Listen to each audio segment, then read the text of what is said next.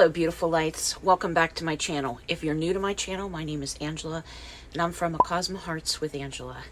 So today I want to talk about crossing over spirits. In Acasma, as we have healed ourselves and healed our fears and anchored ourselves back into our now self, into our wholeness, we have come to understand through our mediumship abilities that it is not always appropriate to cross over a spirit. And I know, because it has been my natural reaction too, that we kind of want spirit be gone because it triggers fear, and it is a place that we know very little about as far as the paranormal world. Here's the thing: a ghost, in Acasma we call it the non-physical or ethereal being, has free will, has its own sovereignty, just as you do. They just don't have a physical body. And therefore, it is not appropriate to force this being to cross over. Cross over to what? We don't know enough beyond the realm in which we live that crossing over is even effective. What we can do, and what we do in Acasma, what we do in Acasma is what's called a soul reconnect. And what this does is that it reconnects that non-physical being, ethereal being, back to its soul purpose, connecting it back to what it is intended to do on its own personal journey. We all have our own soul purpose. So when we reconnect them to their soul purpose, it helps them determine where they need to go next. Are they moving on to the ascended realms?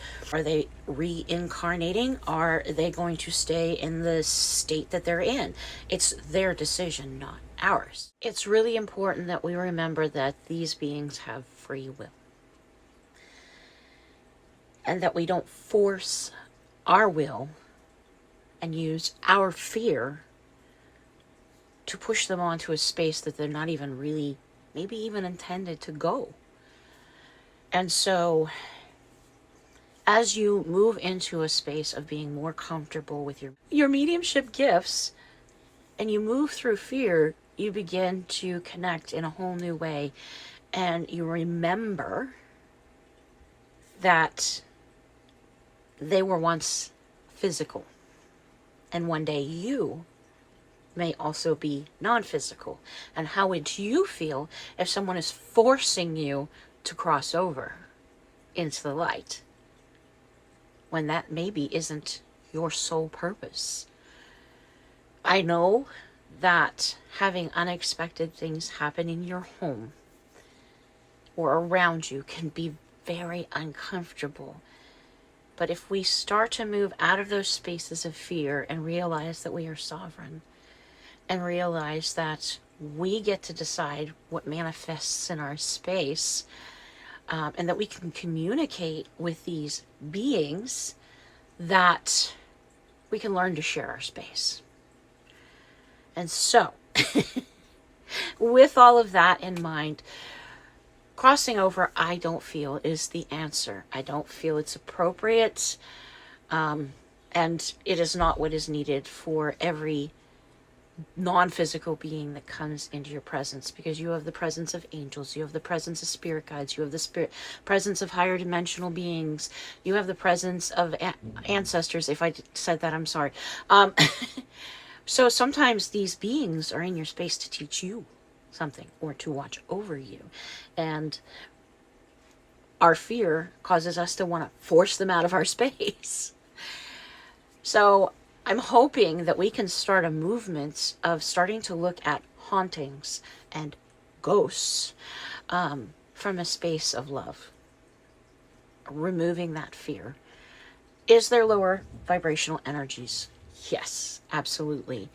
But if you are coming from a space where you raise your vibration and don't feed that energy with fear, it will eventually cease to exist within your space because it can't meet you where you are. With your medium shift gift, your medium shift, your mediumship gifts. It's one of those days. Don't forget to hit the like button and subscribe. Woo!